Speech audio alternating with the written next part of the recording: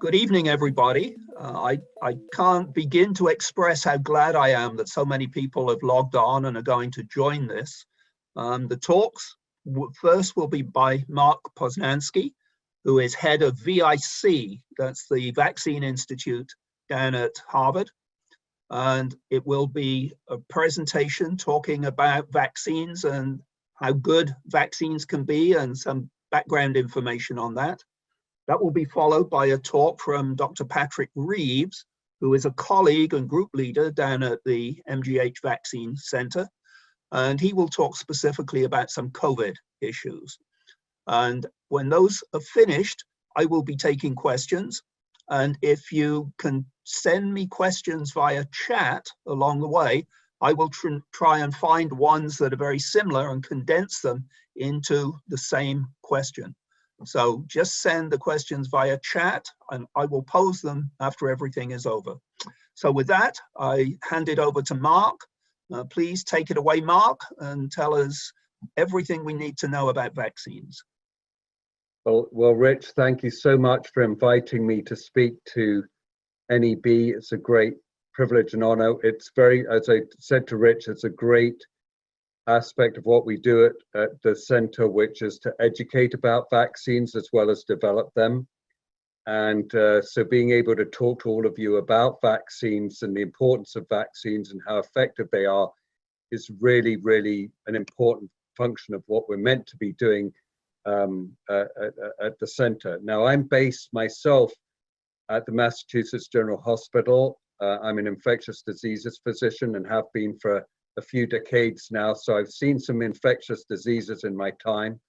I sort of got trained during the last great pandemic, which was when HIV emerged into the scene when I was training in medicine in Edinburgh in Scotland, and then subsequently in London as it sort of raged on in the 1980s and 1990s. So I have some pandemic experience. And then obviously as a clinician, seeing H1N1 flu, the various SARS and MERS cases that came to Boston, and then subsequently obviously COVID-19. So I'm somewhat deeply involved in at a patient care level, looking after patients with infectious diseases. And then in the center that I direct, I'm involved in the development with highly talented scientists like Dr. Patrick Reeves in the development of new vaccines for infectious diseases exactly like COVID-19. And in fact, in background to that, we had been funded by the Department of Defense to develop pandemic response vaccines over the past 10 years. So we're really, from a research point of view, in the right place at the right time to be of help here. But my remit here from Rich is to talk about vaccines, which I'm very sort of excited and happy to do because there's such an important aspect of medical technology and impact on healthcare and the spread of diseases. So I'm just going to share, I just have a few slides, and I'm very keen indeed to take, questions because there are a lot of questions out there. I don't have answers to all of them. I certainly know people who would help to give answers, but I want to start off by saying that definitively that vaccines that are currently in play are a safe and effective way of eradicating deadly infectious diseases. And we tend to forget a lot of the deadly infectious diseases that have been eradicated or reduced to very low numbers because of vaccines, because thankfully we don't see them. And it's so easy with the news feed that we have and the day-to-day reporting to forget that only about 200 years ago, a great many children would die in Boston and the surrounding area in Massachusetts of numbers of different infectious diseases, diphtheria, tetanus, whooping cough, you name it. All of those eradicated or effectively reduced to close to zero for only one reason, and that is because of vaccines. So the history of vaccines is enormously storied. There's great history in this. And I just pull up 3 slides that really categorize how vaccines wipe out deadly diseases. And in this particular one is smallpox. It's easy to forget that when 100 people got infected with smallpox, 30 people would die from it. That's 30% of people infected with smallpox would die. And that was obviously before the smallpox vaccine. And one of the heroes, he's sort of an unlikely hero, but an amazing national treasure, George Washington, General George Washington at that time, realized the power of vaccines. And I say this, that it pains me to say this with a British accent, that George Washington, General George Washington, realized as he assembled his army to fight the British, that unless he did something about smallpox, that deadly virus would have killed more of his troops than the British Army. And I had the honor of telling that story in the State House in Boston about 10 or 11 months ago, before the COVID pandemic. And there was quite a bit of oohing and ahhing in the audience to realize what a visionary, probably the greatest American ever, General George Washington was, to realize that smallpox was the enemy for the army, for his army that he was leading. And he was one of the first generals ever to institute one of the earliest vaccines to smallpox ever to his troops, to the Continental Army, before the Battle of Bunker Hill, which you see the plaque there below, which I actually have the honor of working very close to. I work in Mass General East in Charlestown Navy Yard, and in a big building round the corner from this plaque, which celebrates actually or notifies that this is where the British landed during their assault on Bunker Hill. So the ties up between where the Vaccine and Immunotherapy Center are located and George Washington. Of course, George Washington didn't lead the Continental Army at the Battle of Bunker Hill. A different colonel did that. But nevertheless, General George Washington ensured with one of the earliest smallpox vaccines available at that time, which was literally a very, very, very small dose of smallpox itself delivered into a skin injury, was applied to his entire army in the early 1770s, because he realized, it was one of the earliest realizations that herd immunity really mattered. And he executed on that and consequently reduced the mortality rate of smallpox from 30%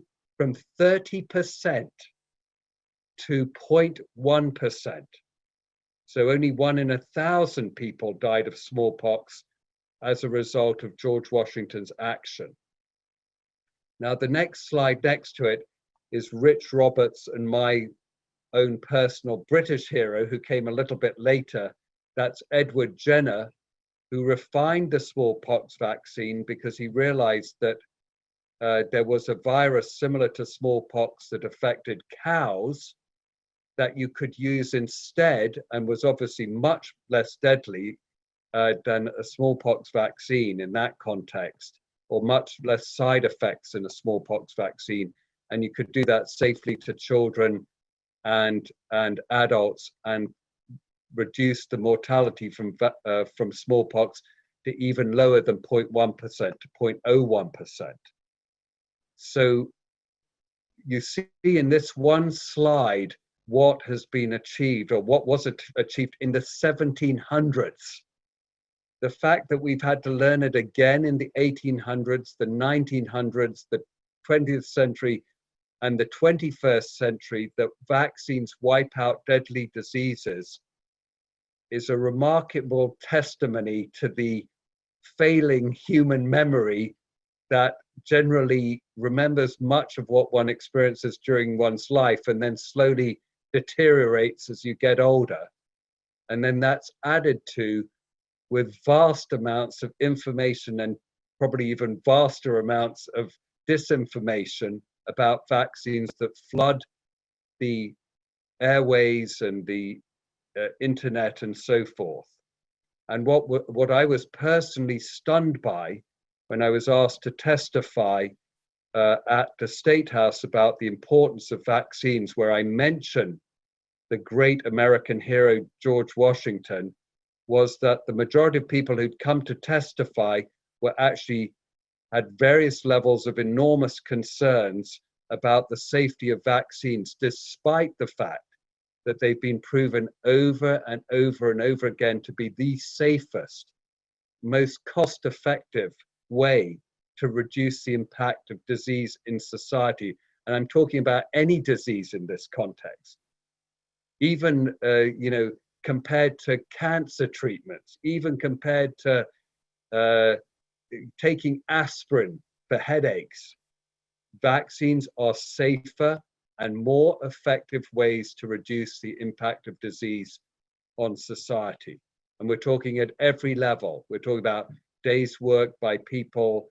We're talking about the cost to society, the money spent on people who get sick from diseases, the amount of disability caused by diseases, the numbers of wheelchairs sold to people who would have otherwise had polio, or lung machines needed by people with polio, or antibiotics needed by people who get diphtheria or hepatitis or measles or whatever.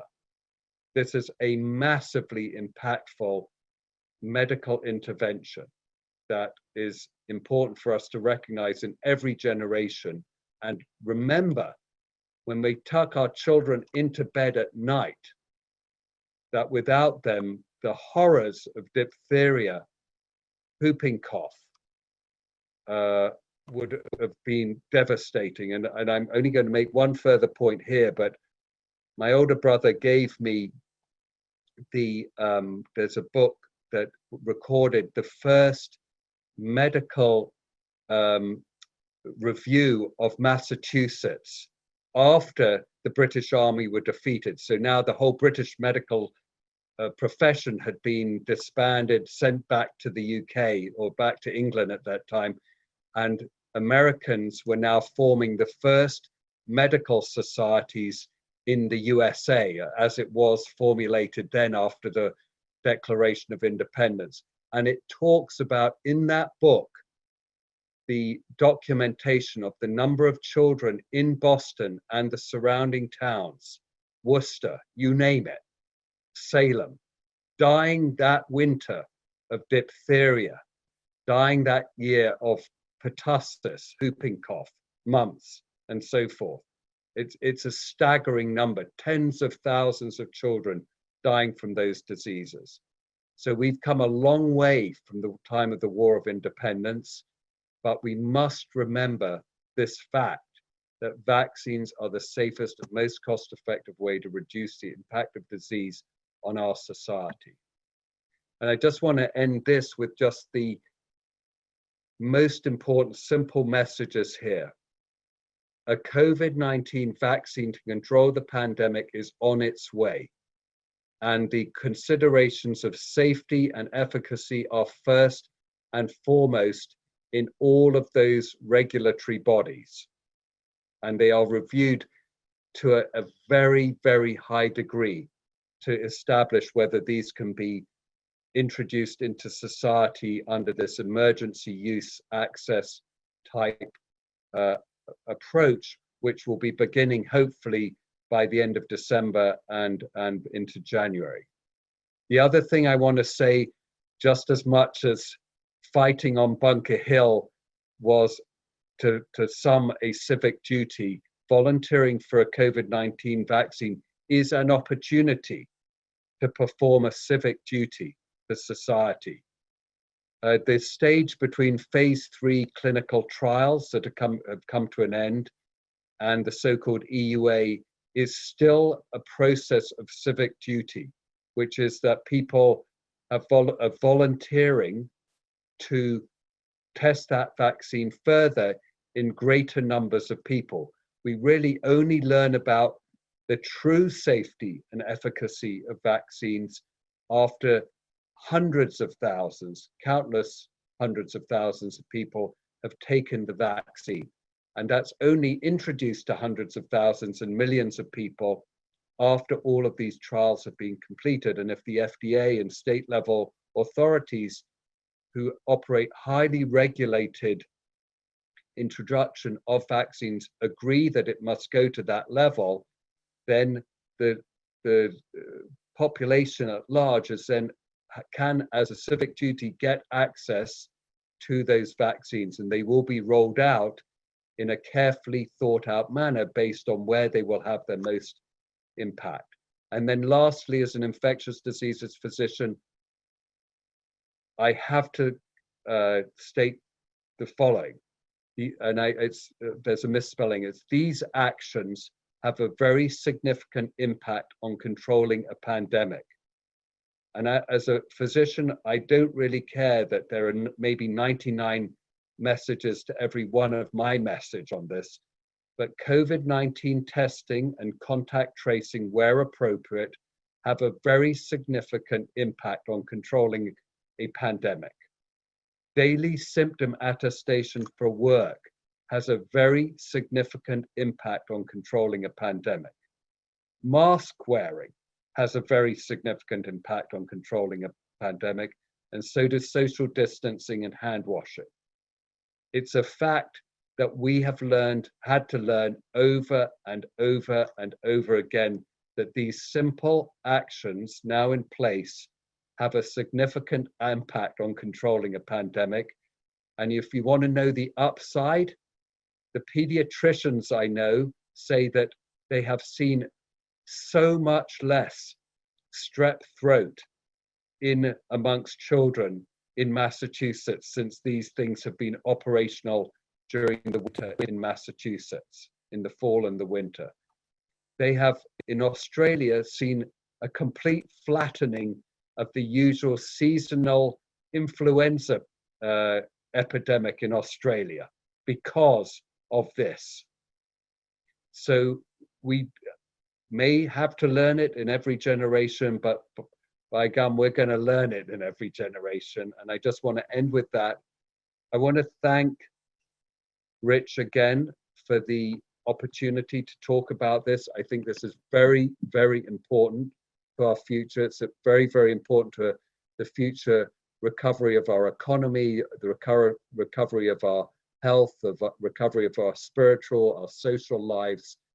And I think we're all in on this together to get this vaccine into the next stage under the EUAs that will hopefully be obtained for the Pfizer, the Moderna, the AstraZeneca vaccines in the coming future. Okay, thank you, Mark.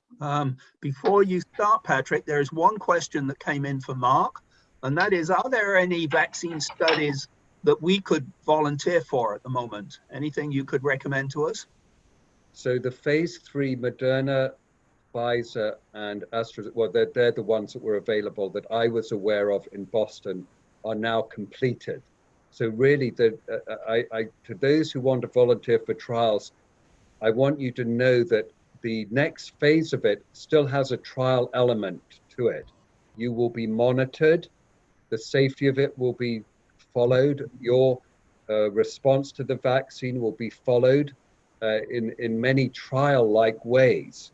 And in fact, some of these EUAs will be, those who receive vaccines under EUAs will be followed for up to 2 years following the administration of the vaccine.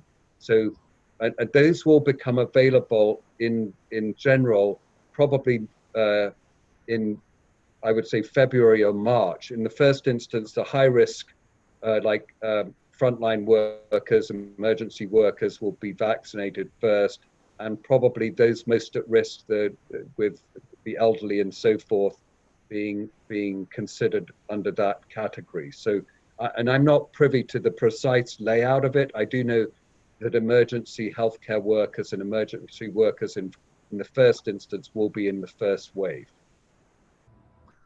Okay, thanks. If you would like to take over, Patrick, that would be great. Thank you for the opportunity to be here, and thank you, Mark, for the very compelling first portion of this. I do want to pick up very much where you just were, which what Mark was saying is that each one of those different steps has its own independent benefit. And what this cartoon is trying to depict is the aggregate effect of all of those individual actions that people can take. And some of those are personal actions, the physical distancing, choosing to open your window, even though we've now, we're into late fall here in Massachusetts, wearing your mask, making sure that you wash your hands. And then, as Mark was alluding to, there's some more public actions, the testing and the tracing, the quarantine and isolation orders, the government coming in with assistance to help ensure that the supply chains and that the infrastructure is there to deliver vaccines, to help keep people able to not have to work as much so that they can afford to stay home. And then finally, the topic of today, which is vaccines. But none of these measures by themselves alone are sufficient. And as we've progressed through this pandemic, we, I think, have all seen the net effect of each one of these kinds of interventions. And for those of us that know individuals who have unfortunately become ill, I think that in often cases they can point to where there was a breakdown in one or more of these different steps. So I wanted to start there, sort of as a piece of continuity. But the next thing that I wanted to talk about was a little bit of the science about this. Why do we call it a coronavirus? And on the right there is a EM micrograph of coronaviruses, and you can see why it is called a coronavirus, especially if you know a little bit of Spanish. Corona is the Spanish word for crown, and it looks like a top-down view of a crown. On the left, there is a cartoon depicting the major features of the actual coronavirus variants. And the thing that I really wanted to point out, and it's going to be a consistent topic here, is the spike protein. And this protein is probably the key molecule for accessing your cells once the virus makes its way into any mammalian system, be it a ferret, or a mink, or as we've been hearing about in the news, or a human being. This is the protein that is the key for getting in, and all of the other ones play their role. And that's why the vaccine approaches out there have keyed in on that. And I'll come back to that in a moment. So this this spike protein engages different receptors in different parts of the body. And that's part of what has made this so challenging to track down in terms of the treatments for the disease, the interventions that are appropriate, understanding which sources of, is it coughing or is it fecal oral that is really driving dissemination of the virus? All of that has to do with the ability of this virus to infect through multiple pathways. And so I put that up to point out that it also helps to enlighten us about why people are experiencing. Some people experience a loss of smell. Other individuals have gastrointestinal problems.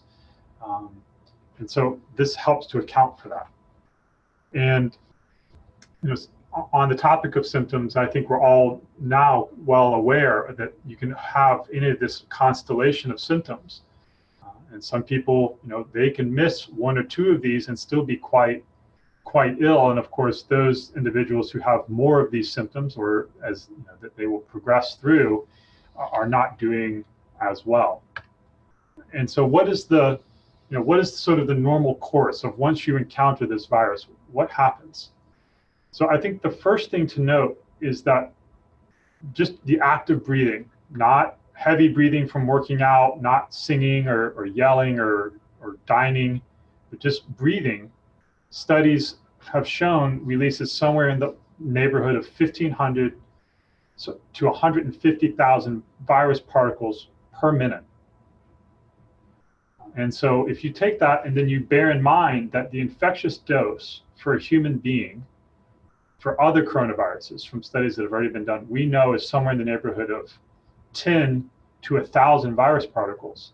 I think that helps shed light on why we're getting this guidance of trying to avoid contact for more than 15 minutes. That's really sort of the limit of where they think that constitutes a really significant exposure. So if you do inhale the virus, there's an incubation time before the virus starts to take hold of somewhere between 4 and 14 days. And individuals, this is really what's helping drive the pandemic. You are infectious 1 to 3 days before you start to experience symptoms, before you have any hint that you yourself are infected. And that's part of what makes contact tracing so important, or attestation symptoms, so that you can notify your coworkers that you yourself were infected, and that then you can let people know, so that then you shorten that opportunity. And so the net effect of that is that each infected person passes it to 2 to 3 other individuals on average. One of the things amongst my friends and my siblings and some of the younger scientists that I work with here that gets lost is that about 40% of the people that are hospitalized are under 55 years of age. And in this second wave that we're experiencing, we're seeing a rather significant number of individuals who are in their 20s and 30s that are not doing terribly well, that they're in hospital. In the early stages of this, the ICU stays were greater than 21 days in often cases. So even though you may pull through, people are experiencing significant symptoms and trouble breathing for 2-3 weeks, a month or more after they've quote unquote recovered. One other thing that I wanted to point out is that by official totals, that is diagnosed individuals, the count in the United States is somewhere around 13 million right now. If we extrapolate from the testing and asymptomatic individuals, we can estimate that the real total is closer to about 53 million people in the United States have contracted coronavirus.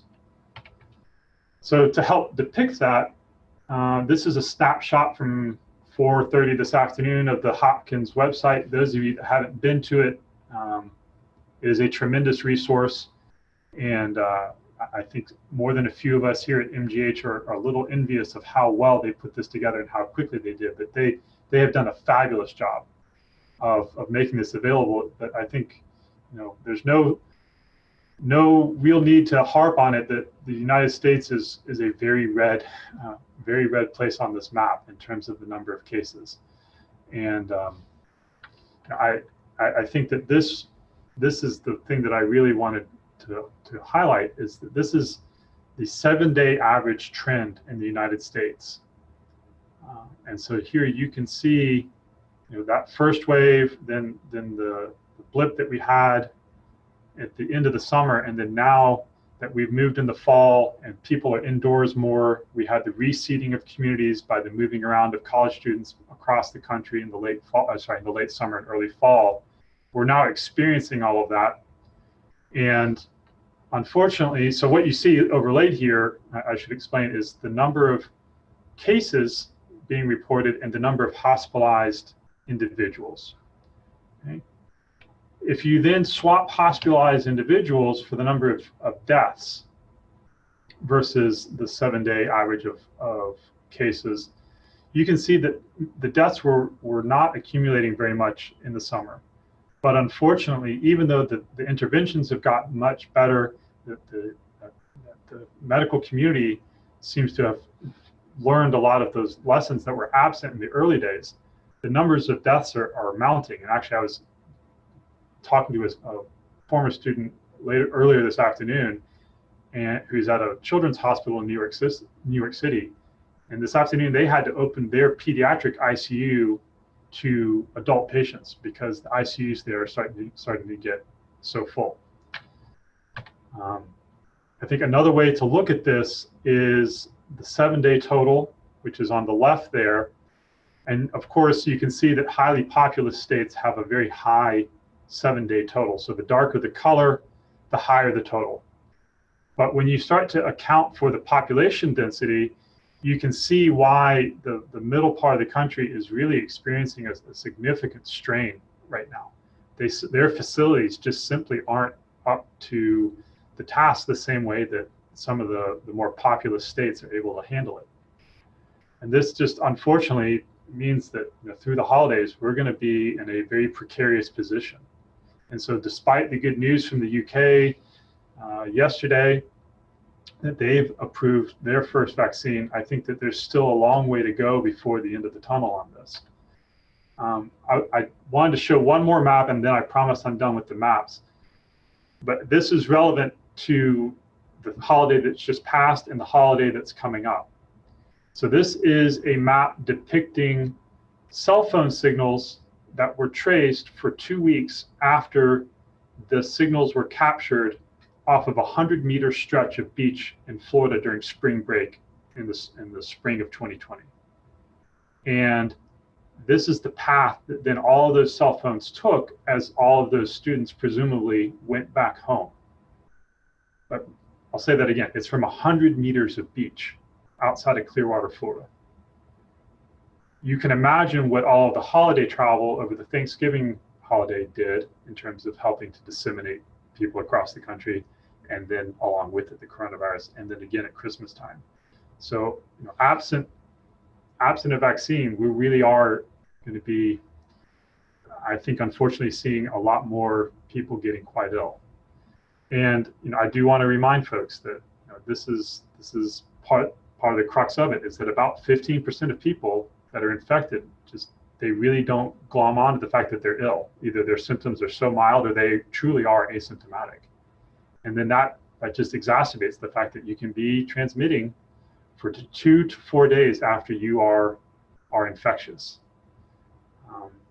And so as people gather for the holidays, I think it's worth pointing out that in a household that has an infected person, approximately 50% of the people in that household will also contract coronavirus. So to the vaccines, that light that is at the end of the tunnel, as far as the FDA and the CDC are concerned, there are 5 of them that are in the first line. Both of these RNA-based approaches are going to probably be towards the front, and then not far behind are 3 other more traditional type approaches from AstraZeneca, and we have colleagues at the University of Oxford that we know that have a hand in helping with this, and then the 2 others from Janssen and Novavax. All of these are in phase 3. We expect the applications to be coming in on all 3 of these in relatively short order. It is worth pointing out some of the differences, that the schedule for these is slightly different. But they all involve 2 injections, and that's its own special challenge in terms of logistics. You're going to have people coming back for that second injection. And but they all focus on the spike protein from the coronavirus, which is why I pointed that out earlier. And that is part of the secret of the speed of all of these vaccines, is that they focused on that one viral protein. And so far the data is very compelling, and it seems like focusing on that one protein was adequate. And the real measure of this will be whether or not we see broad protection when it's disseminated to millions and millions of individuals, and hopefully this will put enough pressure on the virus so that we can finally gain control and resume life in some similar way as how we knew it before the pandemic, in the next 12 months or so. So I did want to finish with a couple of sort of open questions, and to encourage you to ask your own questions. There's some things that we just don't know about exposure and the efficacy of both treatments and vaccines. We don't know if the disease severity is truly dose dependent. We presume so, but that hasn't yet been established, and that's something that people are working hard to do. And in fact, I think there's going to be some studies in the UK where volunteers are going to help sort that out by volunteering to be infected themselves. Another real question, especially for a lot of us with families, is how infectious are young children versus adults? Every indication is that young children are less infectious, but the problem is young children are so wonderful to hug, at least mine are. most of the time when they're willing to put up with me. And so, you do worry. I worry. I think the advances on the vaccines have really taken the headline, especially for the last 6 weeks or so. But it is worth pointing out that the interventions have come a long way. Of course, we would like to see more progress, more robust progress, but the tools that are available for the clinicians are far better than they were even 6 months ago. And then on the vaccine side, I think there's a real question about the durability of the immunity, and are we going to need boosters? I think the first thing is to get this thing under control, and then we will see if people are going to need a subsequent vaccination every year, every couple of years. We just don't know. And then that sort of opens the question. We do know that some individuals, unfortunately, do experience reinfection. We've all seen headlines about how there are mutations in the virus, and there are some that are worried about this becoming akin to the flu, becoming a seasonal thing. But I think, to come back to the point,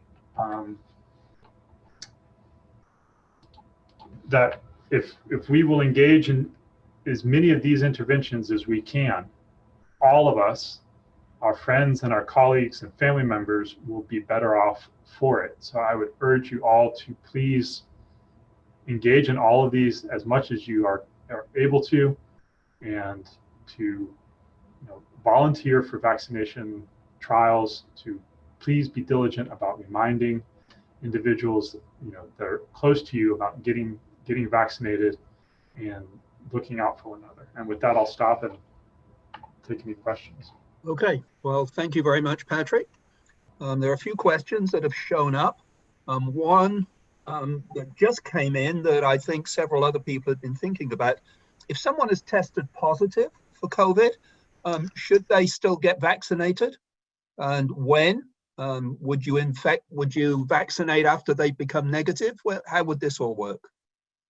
Mark, do you want to take a crack at that? It's interesting. There was, Patrick, I don't know if you were on the call today at Mass General about, the vaccine rollout. They are at Mass General. They're saying that there'll be vaccines rolled out for the emergency care workers. But if you have experienced the illness within the previous 3 months, they won't encourage you to have a vaccine. But if it's after that, you could be vaccinated. Again, it's sort of one of those things that we don't yet know what the best timing is. Is it a year later? Do you need it in 3 years? Whatever. But at the moment, what's being told people is if you had it within the previous 3 months, do not have the vaccine.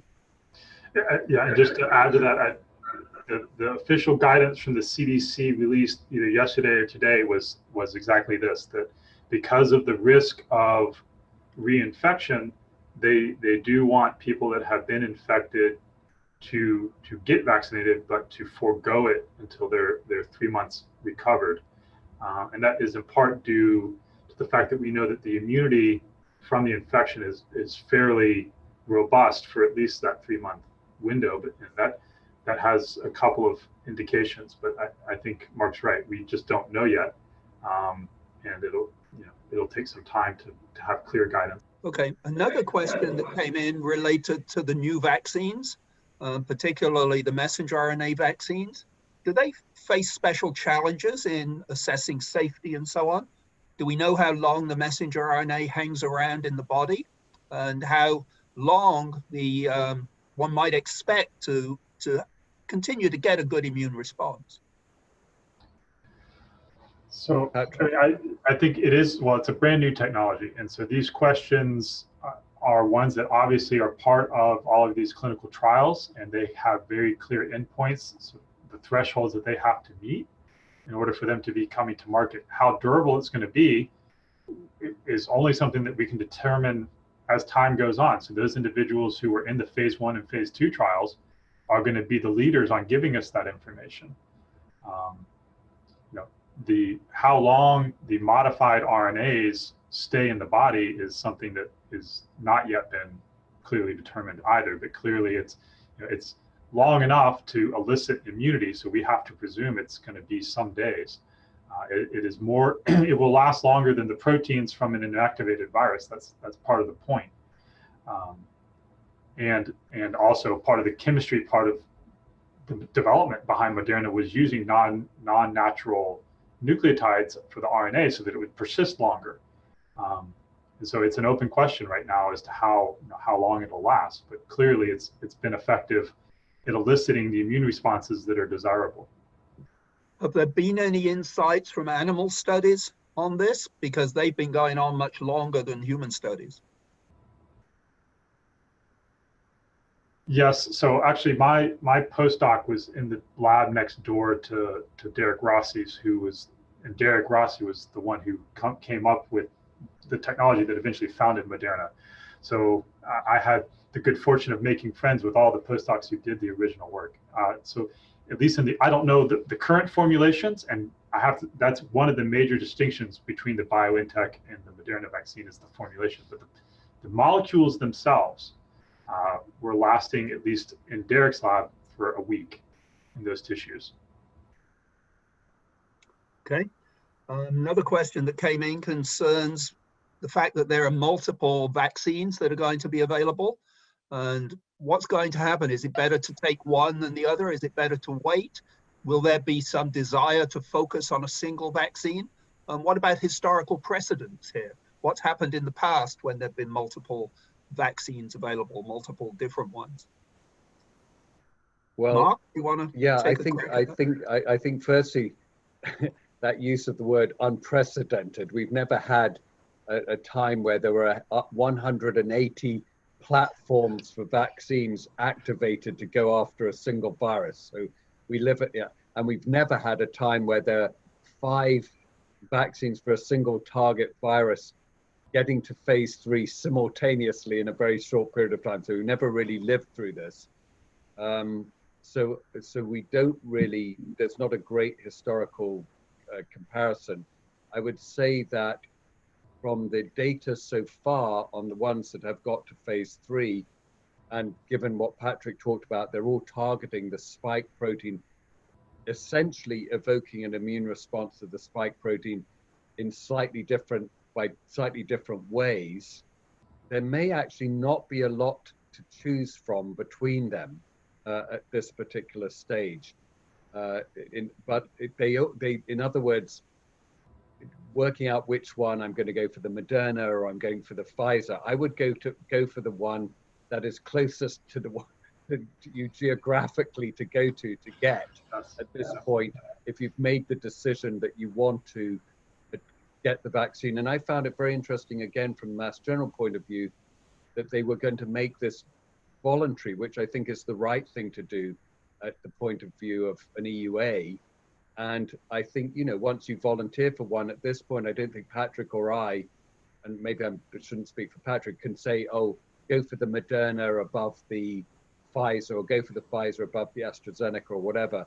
I think one goes on the basis of where the vaccine is released and is available to you more than anything else at this particular time.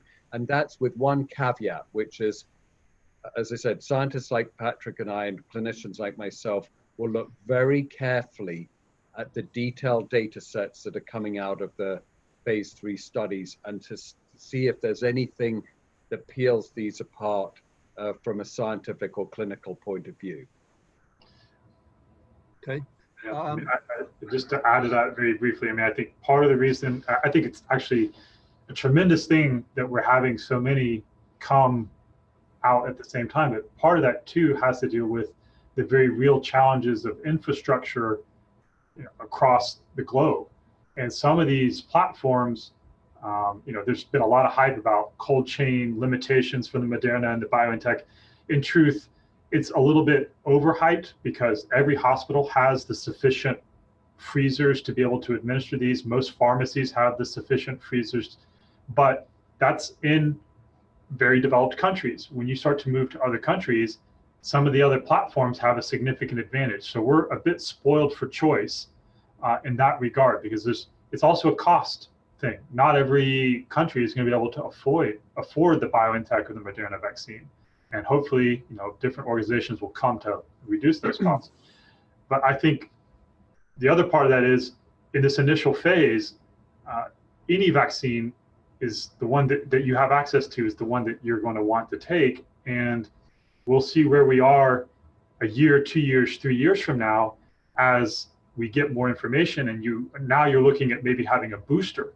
Okay, now then you can make a more selective choice, but we just don't have that right now. And I think foregoing it because you're worried that you may have to get a booster in 6 months. Well, yeah, but you had 6 months of protection. And that's, I should be clear. I don't think that it's going to be 6 months, but that would be a worst case scenario.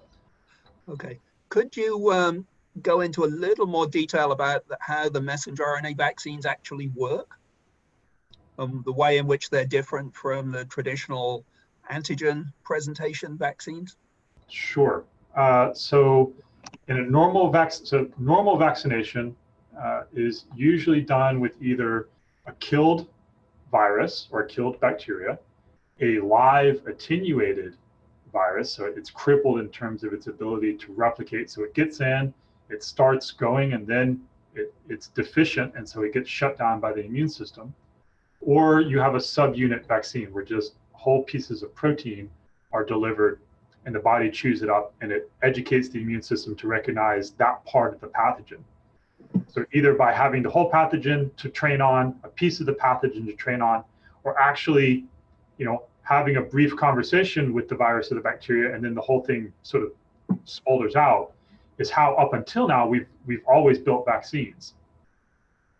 The fundamental change now with the Moderna vaccine and the BioNTech vaccine, or all the mRNA vaccines, because those are not the only two, is what you are doing is delivering just the message on how to make the protein to your cells, and then your cells become the factory for making the vaccine.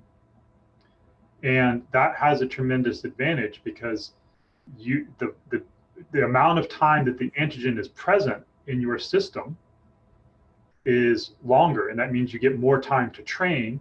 And because you're only you can choose what portion of the virus you want to give, you can help mitigate potentially against some of the less desirable portions of the virus or the less desirable portions of the bacteria. So in this case, they've chosen to go after spike because it was the most target-rich component, but they may find later that they want to add a second component to help diversify the training. Great, then that's a fairly straightforward thing for Moderna and BioNTech to do. I hope that helps. Mark, anything to add? No, that was good. That was good. We have one very specific question here. I'm not sure what caused it. If someone has had their spleen removed, should they still be vaccinated? Well, that's a very good clinical question. In medicine, before we take out the spleen of patients, we try and get them loaded up with vaccines. And I assume the person who's asking that has already had all the previous vaccines, the streptococcal vaccines, the Haemophilus vaccines, and so forth. Being without a spleen limits the way that you raise an immune response. We're aware that for certain bacteria in particular, we do vaccinate patients who don't have spleens against viral infections because we think of the immunity being occurring elsewhere than in the spleen. So it is likely that you would have a vaccine for COVID-19 even if you didn't have a spleen, because you've got a virus target rather than a bacterial target. But whether you're able to generate as good immunity without your spleen to COVID-19 on a vaccine is not, we just don't have the studies to tell us that yet. Okay. Here's more. Rich, I did want to answer one question that popped up because it's very, very important, which is, do I need to wear a mask if I have the vaccine? This is such an important question.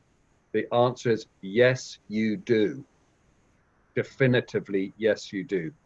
The main reason at this point is we don't know whether the vaccine can prevent you from transmitting the virus. It may prevent you from getting ill with the virus, but we don't know yet whether it will prevent you from transmitting the virus. So you absolutely will have to continue to wear the mask regardless of whether you have a vaccine or not at this time. Okay, but at some point you should know the answer to that, yes? Absolutely, yes. Yes. I think just to follow up on that, because I'm glad you addressed it, Mark, because I was sort of itching to do the same. There's this concept called sterilizing immunity, which means that you have a strong enough immune response that you essentially sterilize that infection from your body. That is an exceedingly difficult and rare thing to achieve, especially with a single protein vaccine, like all the ones that are coming forward.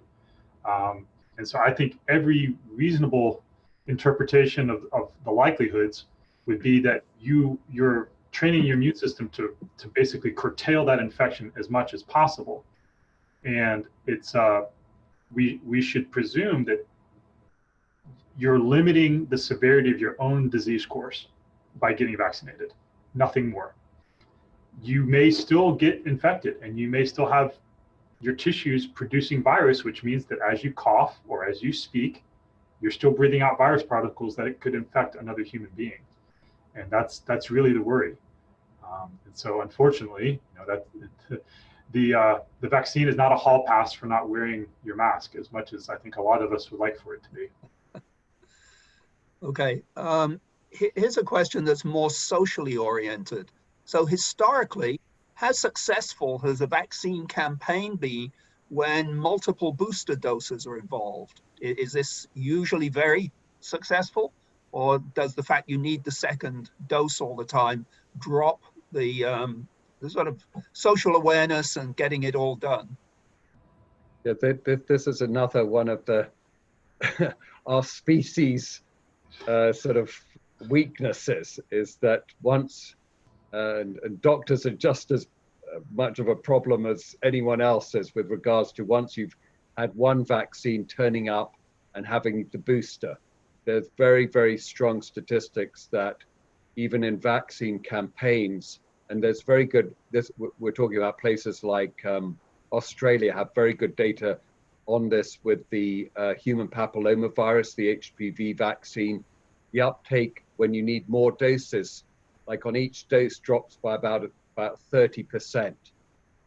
So hence we are always working on single shot vaccines, because the minute you make it 2 shots, you really reduce the uptake. So the only way around it is by an incredibly carefully constructed social campaign. And I can't remember whether it's Tasmania or New Zealand that executed that with HPV. I think it was New Zealand, where they really did a countrywide campaign across an island nation that everyone would have the 2 doses of the HPV vaccine. And then indeed, they got it up to like 95% of people ended up getting the 2 doses. But it took a national level effort to be able to achieve that. Okay, so that's reassuring that we need a national wide effort, huh? Yes, absolutely. Okay, so here's a question that I'm sure many people have. And for those people who are a little wary about taking the vaccine, when it's released to the general population, what would you say to them? Would you say they should continue to be wary? Should they really overcome this wariness and do what is good? How do you deal with that? What do you say to people who are generally wary in this instance? Well, first and foremost is talk to, your informed healthcare provider about it, and in fact, I get my most information about that type of issue from pediatricians who sit with parents on a regular basis discussing vaccine hesitancy with families, with the parents, and going through the issues and making it clear.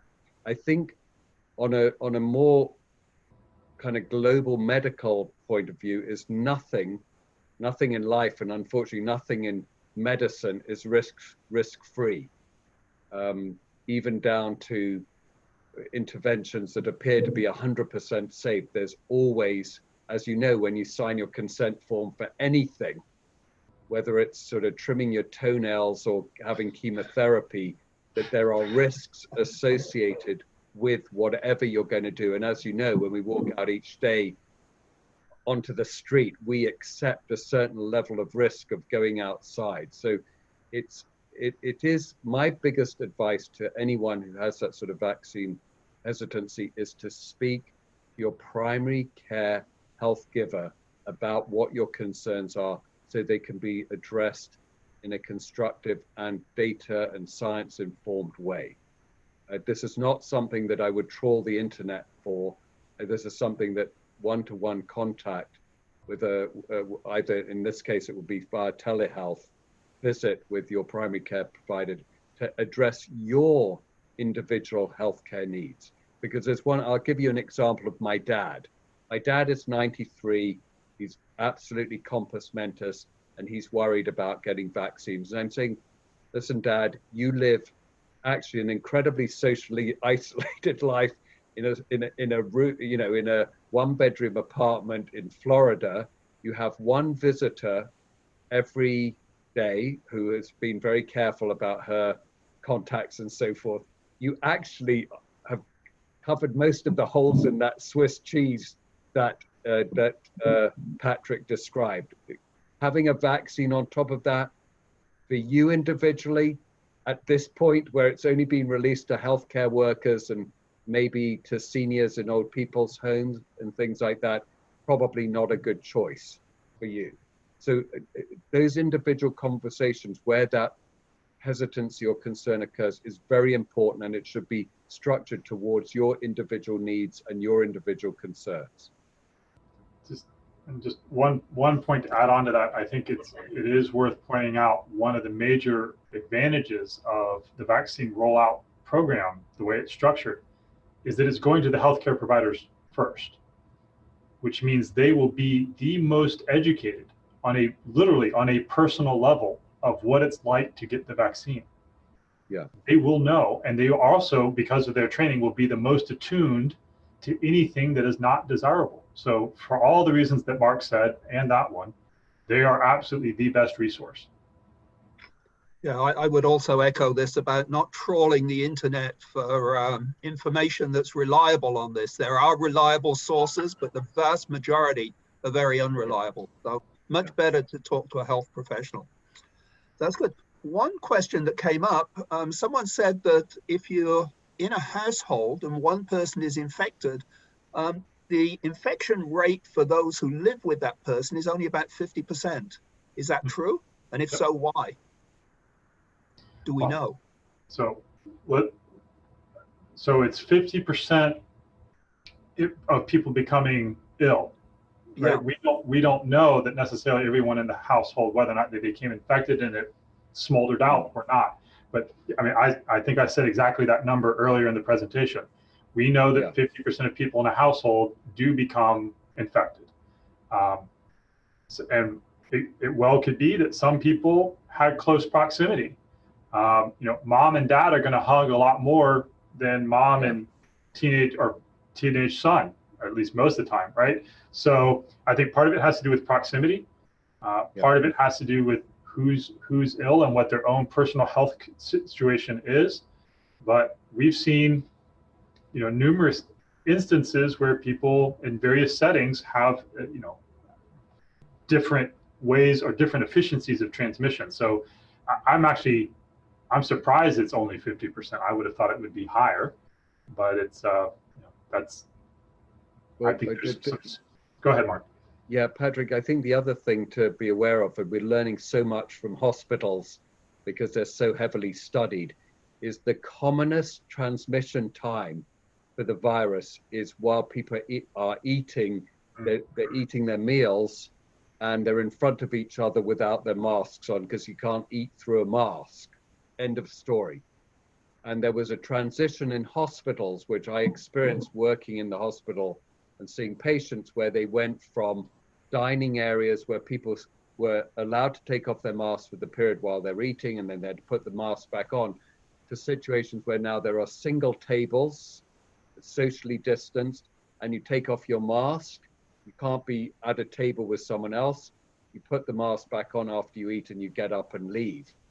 and they had several outbreaks which were associated with lunchrooms where people were eating together. And as you can imagine, in a family, that's almost impossible other than through people eating at different times at the table, which is hard for a lot of families with not a great deal of space to negotiate. So I think probably the commonest thing in families is the spread during meal times when people aren't actually wearing masks. And it's also hard to wear masks in amongst families because it's like a barrier to your normal contact with members of your own.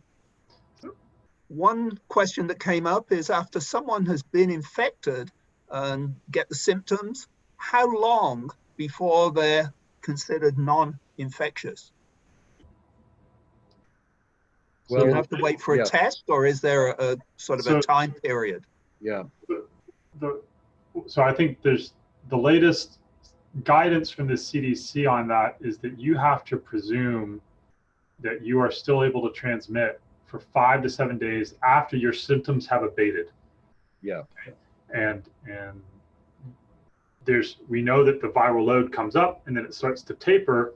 But also what's one of the insidious things about COVID is that for a lot of individuals, the symptoms wax and wane, right? So you'll have a couple days where you're feeling a bit better, and then things come back and you're suddenly back in bed and you're feeling feverish and coughing up again.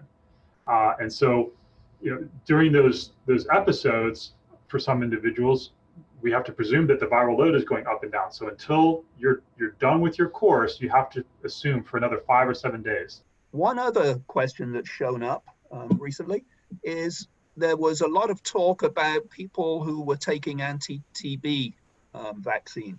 Is that helpful at all? Is there any evidence to indicate that helps with COVID-19?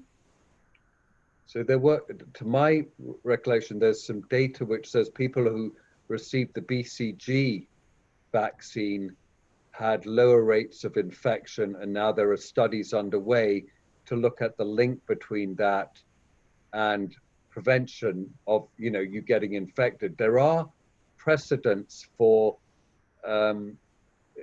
these what we call general immune activators like BCG having an effect in terms of kind of alerting your immune system in a general way to help you then be ready for protecting you from a viral infection. I know that that's very much being studied at the moment. I don't think there's a conclusion at this particular time. And certainly if you take countries like India that have a higher rate of BCG, they have a very high rate of COVID infection. So I think early on, there seemed to be some sort of implication around that. I'm not sure if it's borne out in the longer term, but it is being studied actively.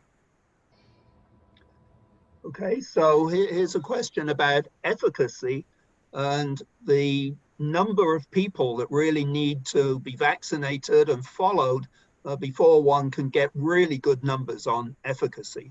I know the trials were done with sort of 30, 40,000 people, but as we start to vaccinate people, those numbers will go up.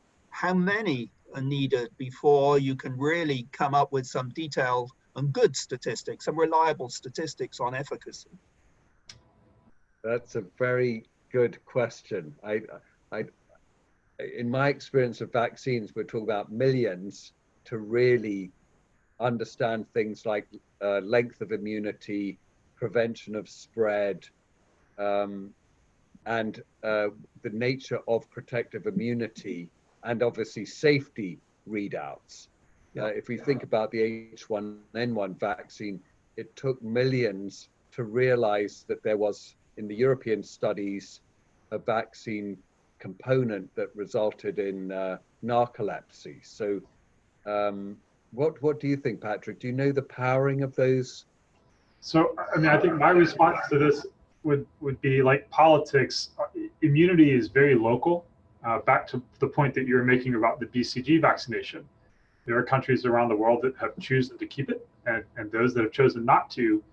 And in the same way, we see that the rates of infection and the mortality rates in different parts of the globe are going to be different. Yeah. So I suspect that the experience, as it follows, essentially the the difference in genetics is going to also track with efficacy. So we'll see most likely that there will be some general rule of thumb in Western nations, and then in African nations, and then in Japan and in China and the rest of Asia. And then, it's also other questions get involved with that. What about, as we were just talking about, older individuals, younger individuals?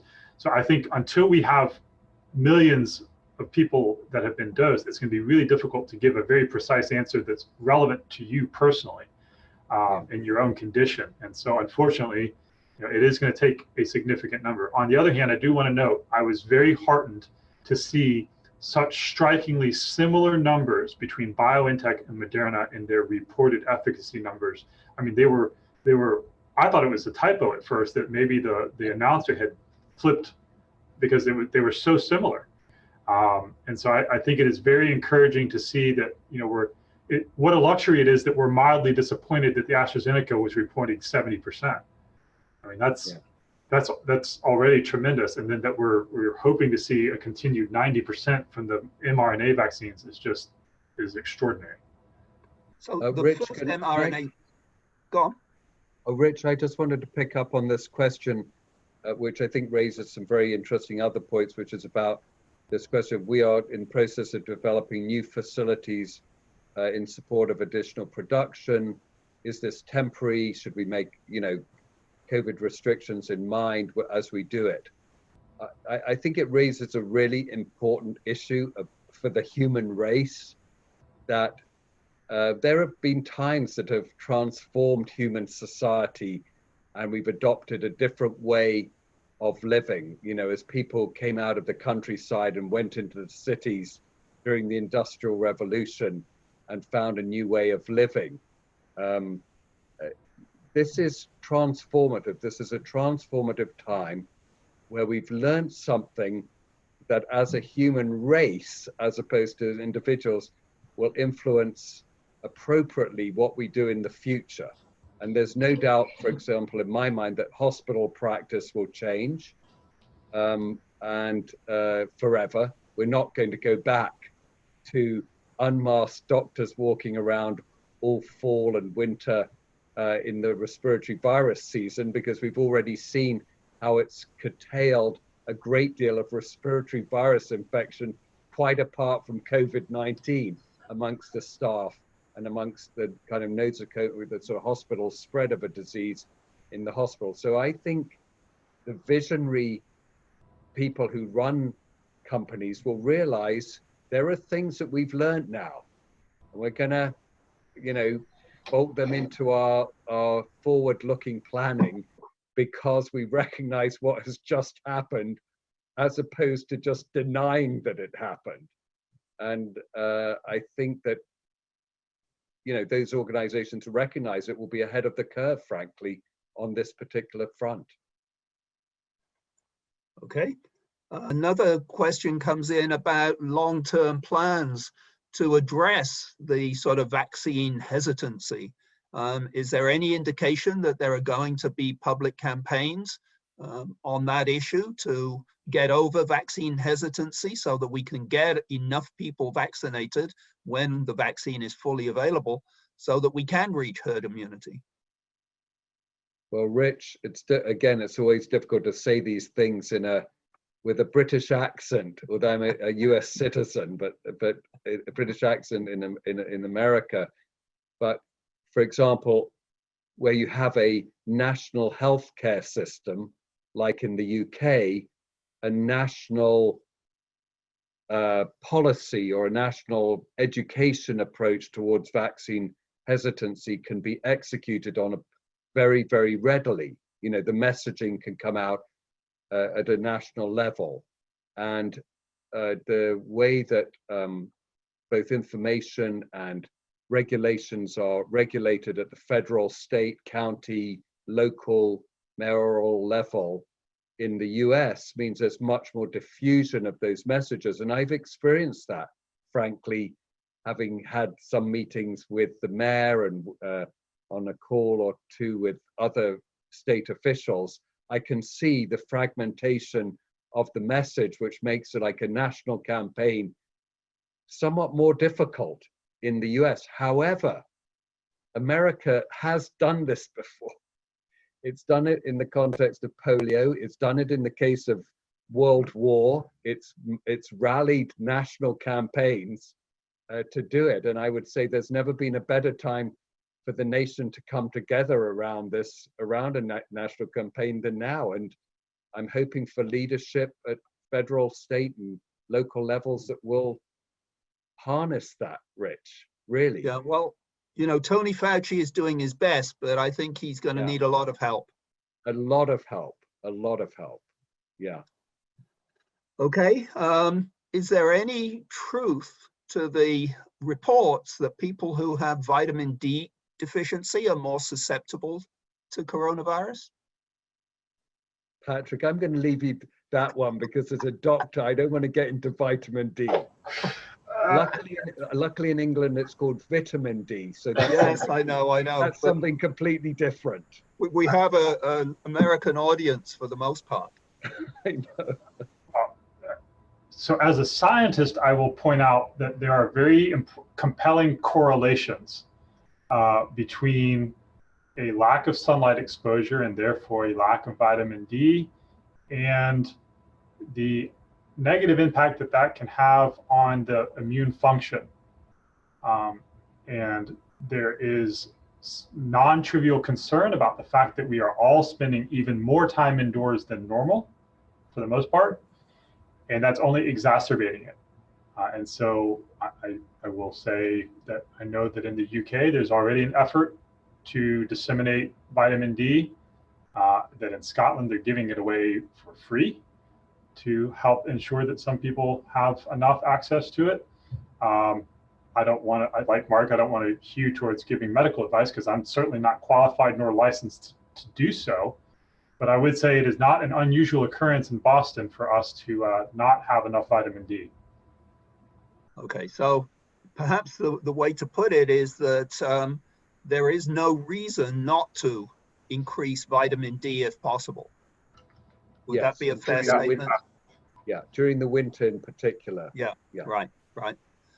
Okay, so here's sort of a long-term question, and it relates, I think, the question is asked with regard to COVID-19, but it really relates to these class of viruses in general. Is it likely we're going to need annual vaccination for this, or will we be able to eradicate it? So I think this is a matter of opinion, and we won't know until we know. My opinion on this is that the horse has left the barn. Yeah. There will be, barring a major eradication campaign, a persistent pockets, no matter what. And that's just, I think it will become a matter of course. And hopefully the vaccines, whether it's the first generation or the second generation, will be long lasting and durable. And it will become more akin to other exotic infections that before you travel to a certain part of the globe, you need to make sure that you're up to date. But until we know, we won't know. Unfortunately, it's one of the variables in all of this is out of our control, which is the mutation rate of the virus. And it doesn't appear to be alarmingly high, but until we get the vaccine into millions and millions of people and we put that selective pressure on the virus, it will be hard to say what bag of tricks it has available to it to compensate. So we'll have to see. Okay. Mark, you want to hang in on that or stay silent? Well, I think it's like a tough scientific message here, which is that the way, we just have to face facts. The way that human race has grown and the population densities of cities and their proximity both to wild animals and their own integration with vast populations of integrated in domestic animal populations, whether it's cows, chickens, or whatever, means that this crossing over of viruses, whether it's COVID-19, COVID-20, or COVID-21 or something else, are still in the offing at any time, even now, because of that simple fact that we live very closely to animal species where viruses cross back and forwards between us and animals. And so, to Patrick's point, I think it's unlikely that we could raise a global eradication campaign that could possibly do this. It took several, well, actually decades to eradicate smallpox. But more so, we just have to face the fact that we do have to address the causative issue, which is the emergence of viruses and infectious agents from the animal populations that we live close to into our population on a regular basis, and the fact for them to become pandemic viruses. And the truth is, that's what Tony Fauci warned against 10 years ago. Right. He said that was our greatest threat. And that unfortunately, I don't want to be, I want to say that, you know, I'm optimistic about what the human race can do about it because of brilliant minds like Patrick out there. But we have to face the fact that we are going to have to deal with this for a long time to come. Yeah, I agree. And I also think that given our inability to eradicate other diseases, with the exception of smallpox, you know, polio, we've been trying very hard to eradicate, and that's not been as successful as we would like. I just don't see the impetus to do that in the case of COVID, personally. Yeah. And as you say, these things evolve all the time. But that does suggest that we should really think very hard when maybe designing facilities, designing buildings, going forward. We should be prepared for the fact that this kind of thing is going to happen again and again. And perhaps we can do something to try to make our buildings safer and to make houses and companies and everybody else safer. Yeah. Okay, well, look, I really thank you for your time. There are one or two other questions, but I think I can maybe send those to you by email. I'll consolidate what is left and then perhaps get an email answer. But I really appreciate all of your time on this, and I appreciate everybody who listened to it. This will be recorded, so if you have friends who really would like to listen to this, would like to hear more about it, then those recordings will be available shortly. So thank you all very much. I wish you an excellent rest of your evening and a COVID-free future. So thank you very much. You're here. Thank you. Thank you. Thanks, Rich. Thank you, Rich.